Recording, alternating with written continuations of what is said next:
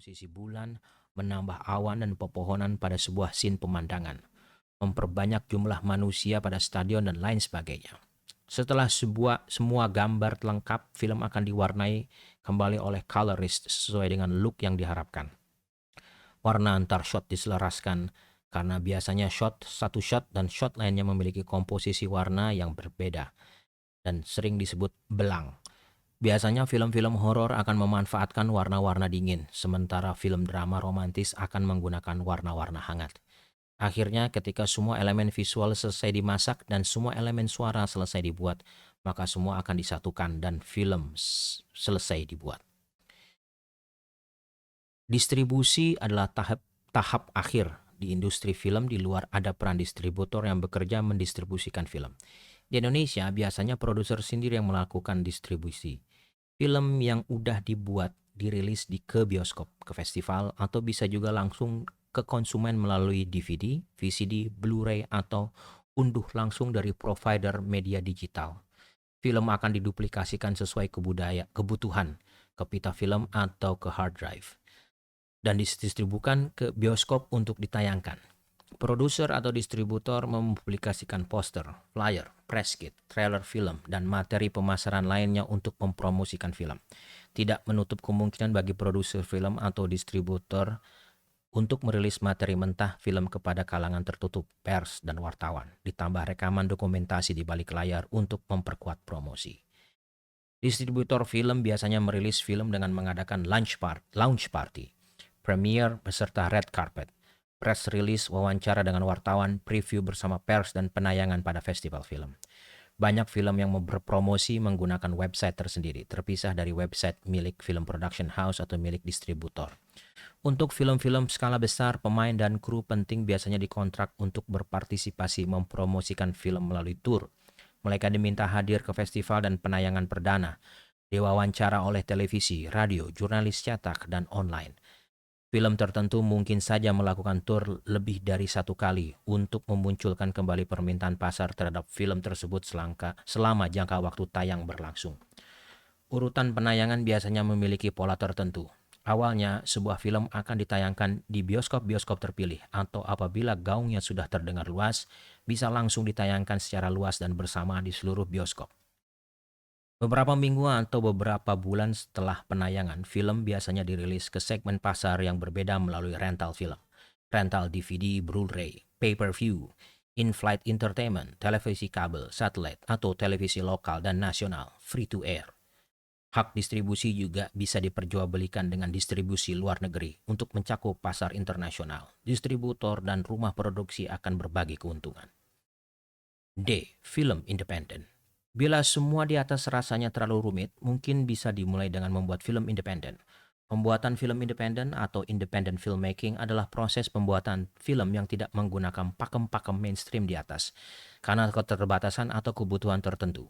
Pembuat film memutuskan untuk memproduksi dengan caranya sendiri. Hal ini bisa dilakukan mengingat perkembangan teknologi yang ada sekarang memungkinkan seseorang untuk syuting dan mengedit film mereka sendiri, rekam dan mengedit suara, membuat musik dan memantangkan film menggunakan komputer rumah.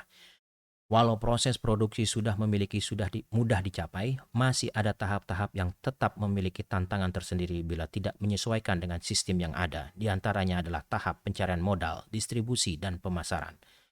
Dulu, para pembuat film independen mengandalkan tahapan ini pada festival film seperti Sundance, Venice, Berlin, Cannes, dan Toronto, agar film mereka dilirik dan bisa dijual ke distributor dan produser. Sekarang ini, internet sudah memberikan jalan bagi pembuat film independen untuk mendistribusikan film mereka menggunakan platform-platform dengan biaya murah atau tanpa biaya sama sekali.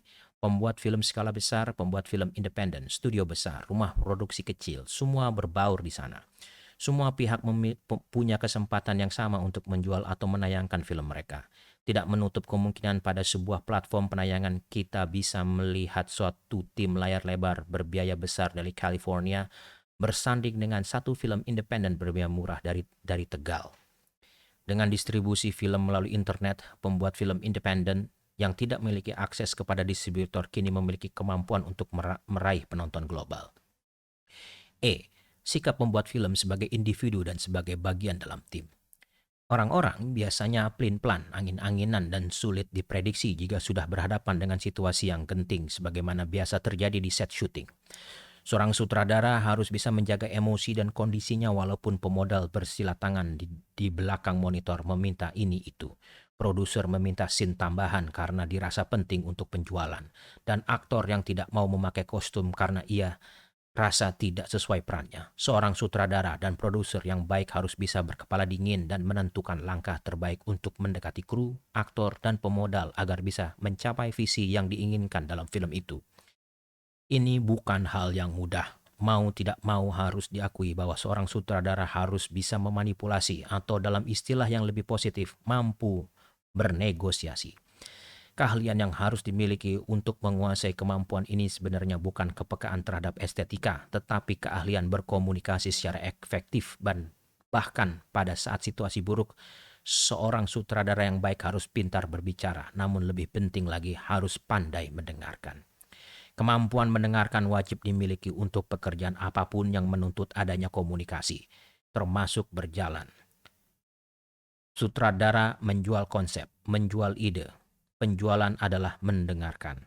Penjual yang hebat tidak hanya mendengarkan kata-kata, ia mendengarkan momen-momen diam, bahasa tubuh, hal-hal yang tidak diucapkan, bunyi gesekan tangan, ketukan kaki, gemertak gigi.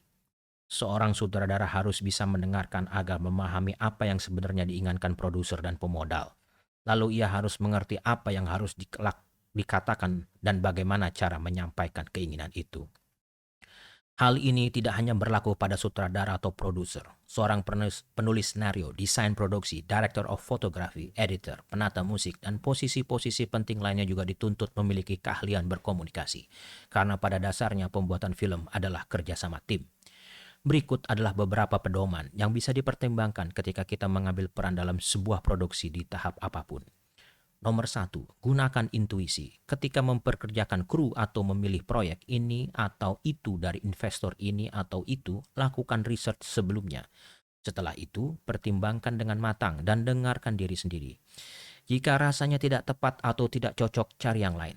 Setelah memahami seluk-beluk film, kita akan memahami bahwa beberapa keputusan tidak bisa diambil hanya dengan logika saja.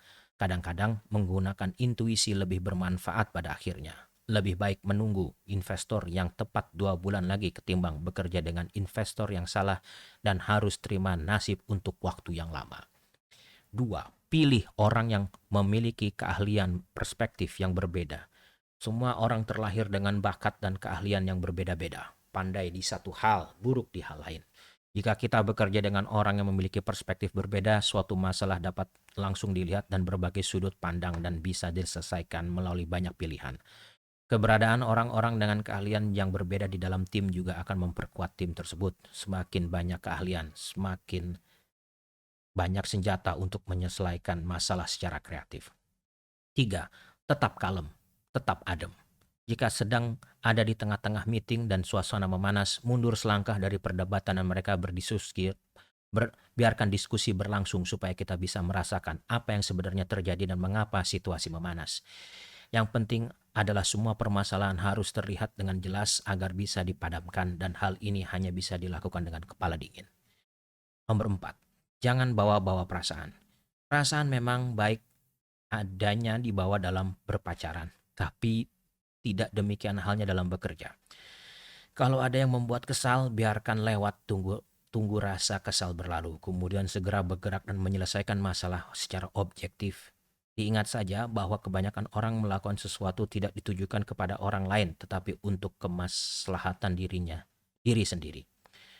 5. Perkuat pasukan. Masalah-masalah akan datang dan tidak bisa dihindari. Harus dihadapi. Ketimbang menegur tim, coba cari cara untuk memperkuat mereka.